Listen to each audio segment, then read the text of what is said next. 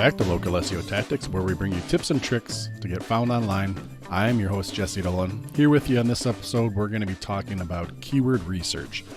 We've got a question from Clint Sanchez at Black Sheep Creative. Sent this question in, not an audio recording question, but it is an email question that he sent in. And we're going to talk about keyword research. He had a pretty good question, and I think it's something everybody's probably a little bit curious about, or at least you've done it yourself. So we'll kind of walk through what our best practice is and how we approach it, and hopefully that helps you out. Before we get into that, I want to talk, as always, about our free instant SEO audit. Go on out to localseotactics.com. If you haven't checked it out yet, top right corner, there's a yellow button, free instant SEO audit. You plug in your web page, you plug in the keyword you want to audit it against, and it's going to tell you how well optimized your page is or not for that keyword, and it's going to give you a list of recommendations on what you should do to kind of optimize it. So pretty handy, totally free. Check that out, and as always, use it as many times as you want, on as many pages as you want, for as many keywords as you want. Use it over and over. So check that out. Let's get into Clint's question here. Let me read it verbatim. So Clint sent this in a number of months ago, and we've got a number of other ones here. For those of you that have traded emails with or that have left a recording, know that we're going to start chipping away at these. So hopefully everybody's received their t-shirt by now. And for those of you who do have a question, if you want to get in on this too, go to localseotactics.com. Go down to the bottom. You can submit a question.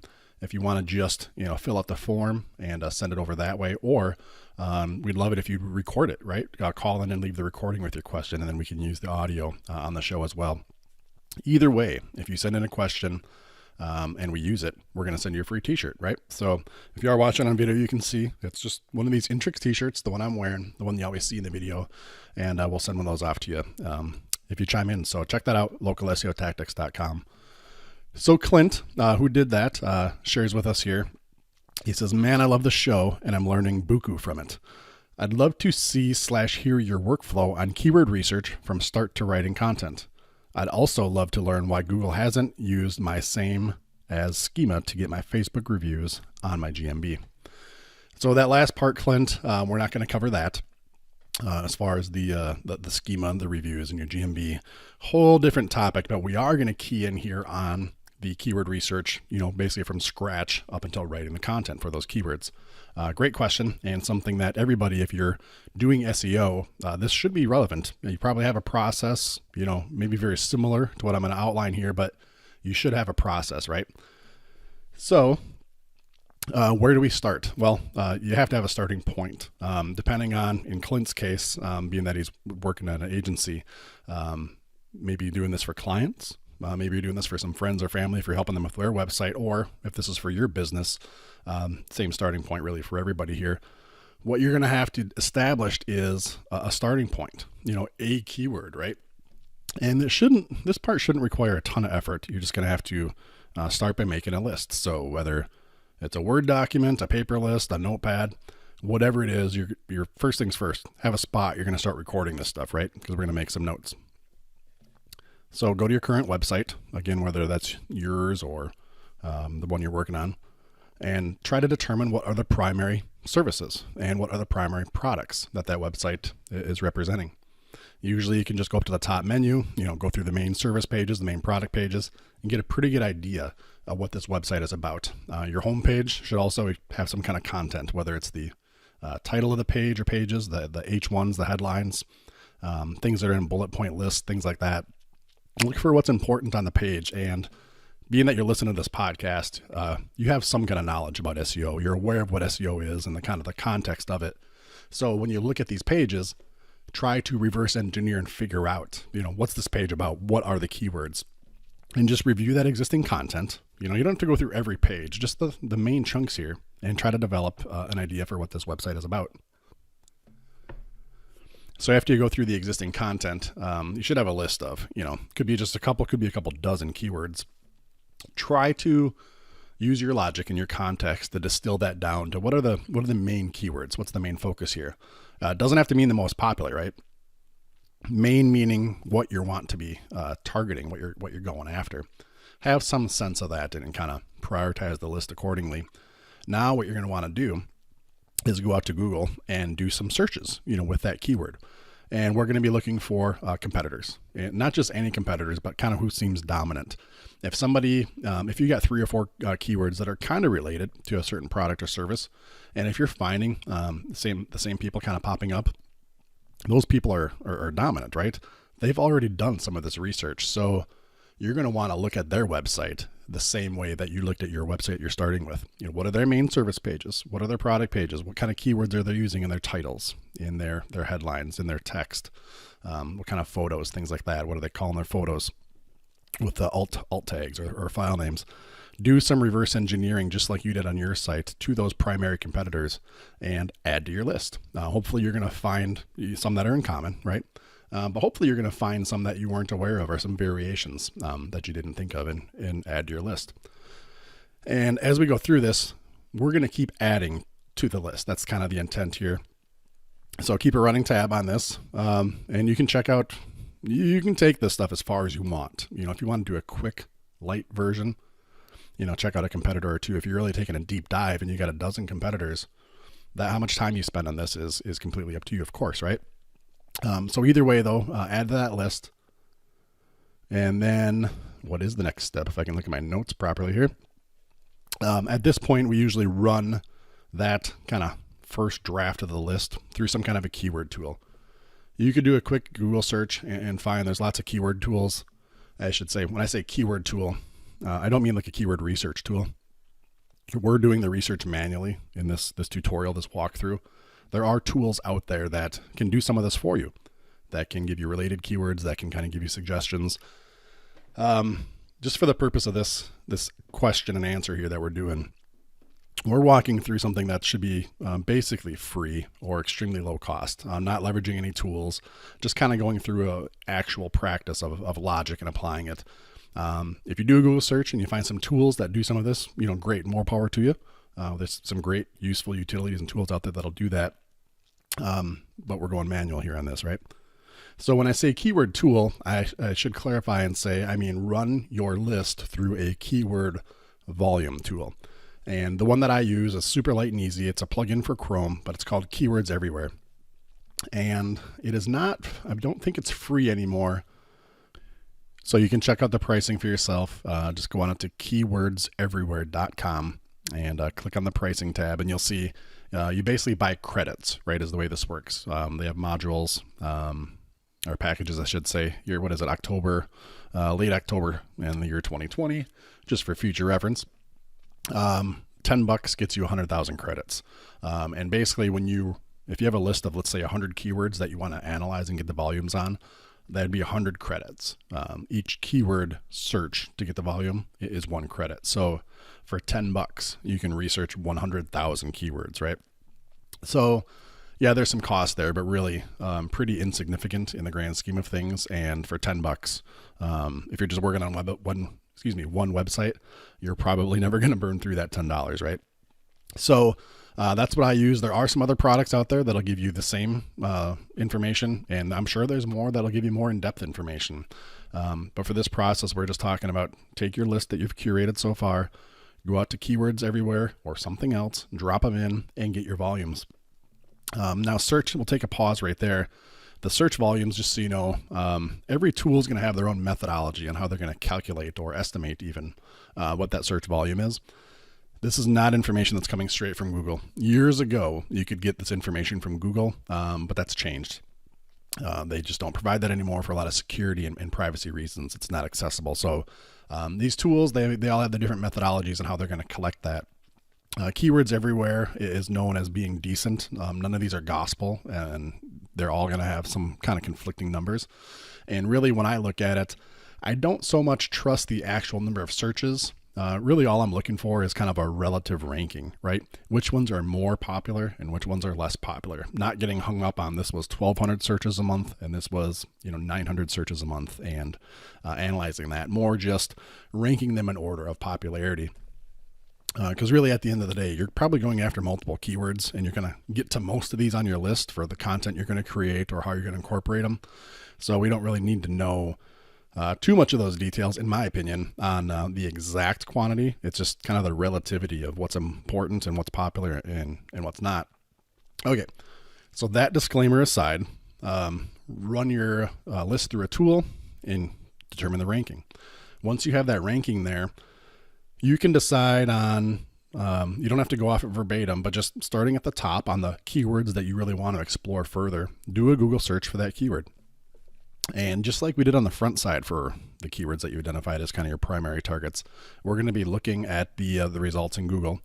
In some cases, explore some competitors. If you notice some new competitors or the same competitors, maybe new pages, whatever it is, off these keywords, definitely if you find some competitive pages that are dominant and must have something going on right, reverse engineer those. Go to those pages, pick keywords, add to your list. This whole time still the purpose is we're still adding to our list. We're developing a larger list of keywords here. So look for the competitors that are showing up. And then there's also two other main things we're going to be looking for on the search results page when we're searching for these keywords based on priority and of the popularity, I should say, not priority. What we're going to be looking for is let's see, if you go kind of midway down the page on most searches, you're going to trigger the people also ask little box that's going to show up. And sometimes if you don't see that on your first search, maybe you click on a result and then click back one button to the search results page again, and then you'll see that. So if you don't see that right away, just do that little trick and that'll usually trigger it for you. But those questions where it says people also ask is going to be related. That's Google saying, hey, I understand your search query and what you're searching for here. Here's some other options. Here's some different ways people search for something similar. And kind of you get to peek inside of the Google algorithm a little bit there for how it's showing related content, related questions, and trying to figure out your intent. That little box right there for people also ask is highly valuable.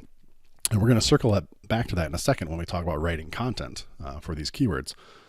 So for the people also ask for, record what you think is relevant for the search terms or phrases that you see in there, add them to your list. And we're also going to do a Google search for those phrases as well and repeat this exact same process. So that's kind of in midway down the page. You'll see that people also ask for. Further down the page, usually at the bottom. So if especially if you're on desktop, if you do a search and then go to the bottom of the page, it's going to have multiple pages of results. You can go to page 2, page 3, etc. Right down in that area, there's going to be usually another little box of search terms that Google provides. And what does it say? Searches related to.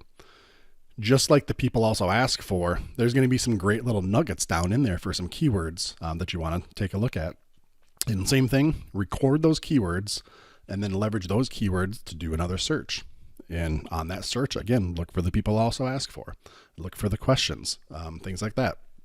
And you're trying to find that information and kind of follow Google's little nuggets that it's given you to record more keywords and then search those keywords and keep repeating that process. Again, depending on how extensive you want your list to be and how much time you want to invest into this, follow those rabbit trails as deep as you want. And keep exploring that. That's really up to you, your tolerance on how big this list is going to get and how much research you're going to do. So at this point, we've done those searches for those keywords. We've added more keywords, and we're looking for those two suggestions from Google. The people also people also ask and searches related to. We're stealing information out of those.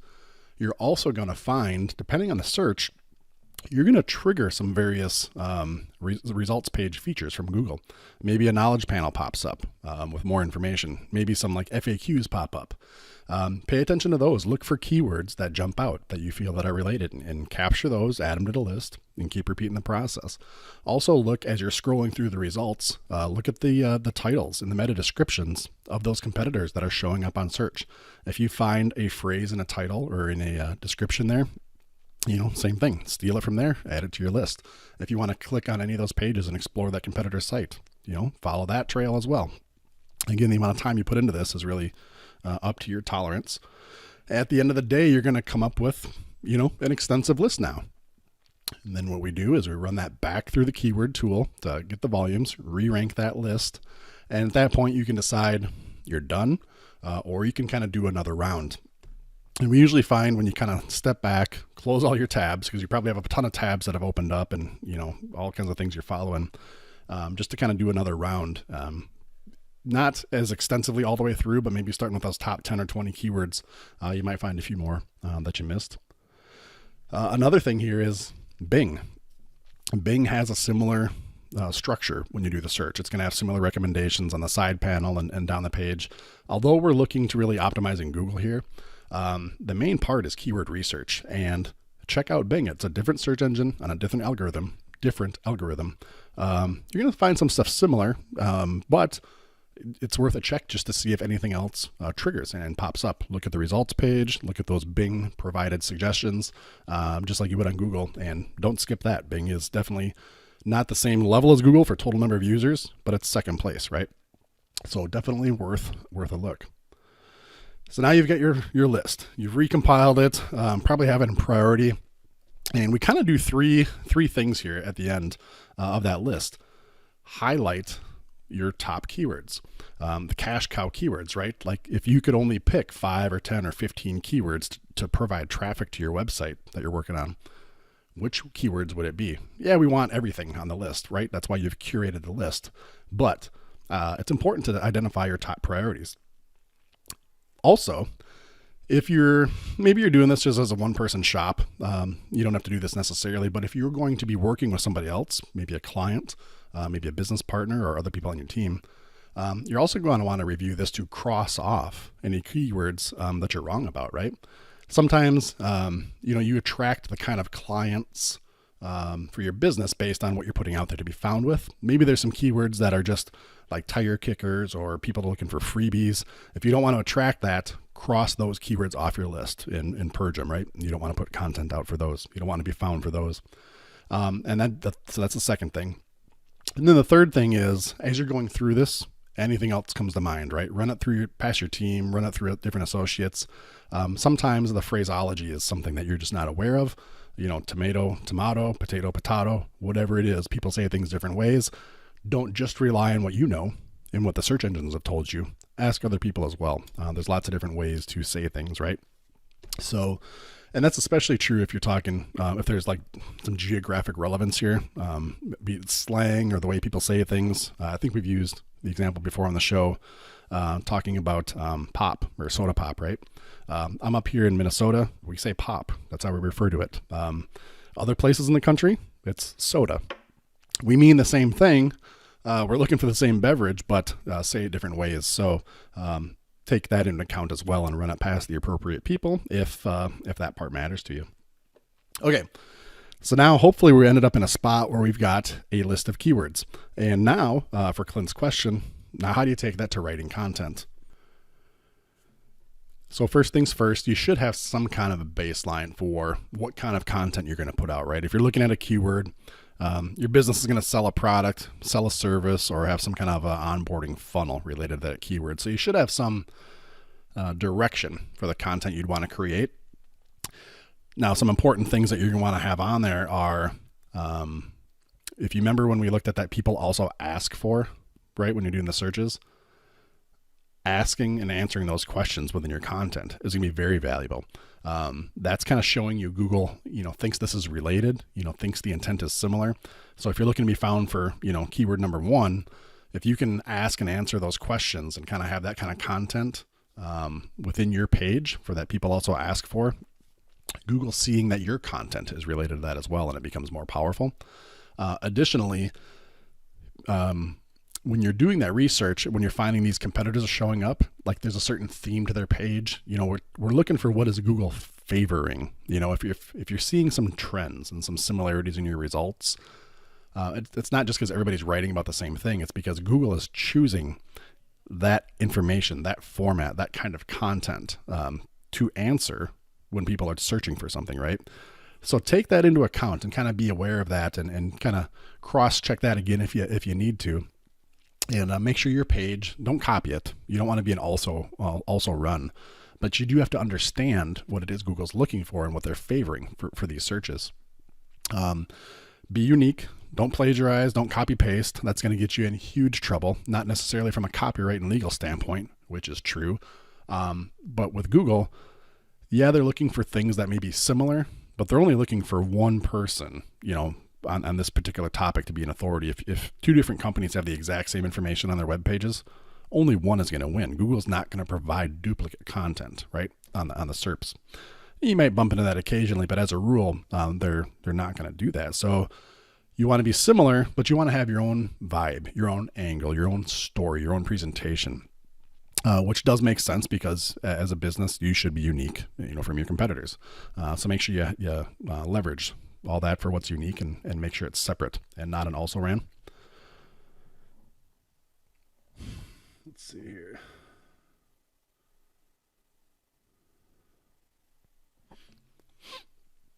And also with that, definitely pay attention to the type of content on the page. If most of the pages that you're bumping into in your research have videos embedded, maybe they're very graphically intense, maybe they're very long, just look for things that kind of correlate, again, to the type of page provided, not just the content and what they're talking about, but what types of things are on the page, and take note on that. And you're going to be in pretty good shape. Now, how to write the content, how to wordsmith it, that's a whole nother deal there. But I definitely would say kind of the end of the process is to write your content, and then run it through some kind of a tool. Something that we use is called Page Optimizer Pro.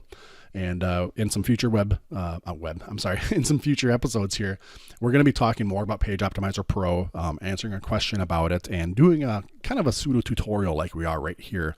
But what Page Optimizer Pro does is, now if you have a finished page, it'll take that page and it will analyze it against those competitor pages, and it'll return you the results of what seems to be different. If 10 competitors have some certain things that they're doing on the page in common, and yours does not have that thing happening on page, Page Optimizer Pro, or POP, is going to show that to you. It'll say these 10 sites are doing this and you're not. We recommend that you do this thing, right? Or inversely, if you're over optimized, if you've used your keyword 75 times on the page, but the sites that are showing up in ranking are only using it 5 times, it'll tell you to detune your site, right? Like you're overusing this keyword. So do your research, just to kind of reset everything. Do your research, look at the competitors, try to parse out what Google is looking for, and see what kind of pages are being created. Take your best shot, put out your piece of content. The better the content, the more user-friendly it is, the higher chance you're going to have of winning. And then once you have your page done, do either run it through a tool like Page Optimizer Pro, or do that same thing yourself. You know what I mean? Just really take a look at it side by side. You don't want to just push the button, set it and forget it, and then hope that it ranks. You really, when you're done, kind of give it that final edit, that final proofread, and see if you do think you're going to stand a good chance. If you are interested in Page Optimizer Pro, you can go to localseotactics.com, go to our resources page, and you'll see a link to it there. We do have it in our affiliate section, which means if you subscribe to Page Optimizer Pro, we do get a few bucks for it. It doesn't cost you any more to go through that, right? So if you're a fan of the show and you're interested in Page Optimizer Pro, we'd appreciate if you go through that link just to kind of give us a little something for the effort, so to speak. But either way, you can Google it and find it. Doesn't matter. If it intrigues you, check it out. It's a stellar product and can really help you understand, again, what Google's looking for. And repeat that on a page-by-page basis, on a topic-by-topic basis, really, at the end of the day. In the last step, Clint really didn't ask this part. That kind of answers, I hope, Clint, your question on how we would approach keyword research and then bring that to writing content. Then the last part, though, is to make sure you're tracking that keyword and seeing if that page is ranking. Whether you give it a couple weeks or a couple months, you should definitely reevaluate that page and see if it is ranking. If it's not, run it through a tool like Page Optimizer Pro again and see what changed in the market. Maybe your competitors went up to you and you lost some ranking. Things like that can definitely happen. But if it's not ranking, don't be afraid to go in and tweak that content. Maybe your title tags need to be adjusted. Maybe you're ranking, down lower on the page, but you just don't look very attractive, so you're not getting clicks. If you start to get more clicks, you become more relevant, and Google will favor you, and maybe your rankings bump up, right? So don't set it and forget it. Make sure you have some kind of a system to follow up in the end, track that ranking, and then, and then modify that page if necessary. And that would kind of round it out, in my opinion. So Hopefully that helps everybody out. Again, that's kind of how we approach it. There are some other paid solutions you can do there for some of the research or to automate some of this. But really, at the end of the day, if you sit down and go through a model like that and have some thought into it and follow that process, I think you're going to be in a pretty good position, probably discover some new keywords you weren't aware of, and put you on a good spot for what kind of content to produce for your website. All right, so let's get into our 5-star review of the week. Like I say pretty much all the time, probably a broken record for any of you who've listened to multiple episodes, but we love reading these 5-star reviews. You don't pay to listen to the show. It's completely free, right? So the only feedback that we get really is through the reviews. Is this working for you guys? Are you liking this? Is it valuable? What do you like? What don't you like? And we've been blessed to get a bunch of great 5-star reviews, and we read one on every episode here, right? So if you haven't left us a review yet, we'd love to hear from you. You can go on to localseotactics.com. You can find all the links to, Apple Podcasts, Google Podcasts, iHeartRadio, wherever it is, however you listen to our podcast. We'd love to get a review from you to help share your experience, and then it gives more visibility to the show. And last but not least, it lets us know, that we're connecting with you. And if you leave it, eventually we're going to get to it, and we're going to read it on the show here. So this week we got a good 5-star review from Shannon Pilcher. I hope I'm saying that last name right, Shannon. Says, a must-hear resource for your online marketing needs. This podcast came right when I needed it. I had just launched my website and podcast and found myself needing to gain traction with my customers. Listening to Jesse and Bob helped me begin to demystify the whole SEO process and broaden my perspective toward other online marketing strategies. Have a listen. You'll be glad you did. Thanks for the glowing review, Shannon. And glad we could help you out. Whether you're putting together a podcast or a website, really like SEO in general kind of applies to content marketing, right? If you're in a spot where people are looking for things, like in a podcast, maybe you're searching for a topic or a search engine, SEO really does play into all that. So hopefully you're having success with your podcast as well, and we'll have to check that out. So thanks again for everybody for checking in. Hopefully this was a good episode for you. If you do have a question, again, go on out to localseotactics.com, submit a question. We'd love to hear from you. And if you have a question, I'm sure other people do as well. So it's going to help everybody else, not just you. And we'd love to get a review from you and read that on the show. Until next time, catch you later.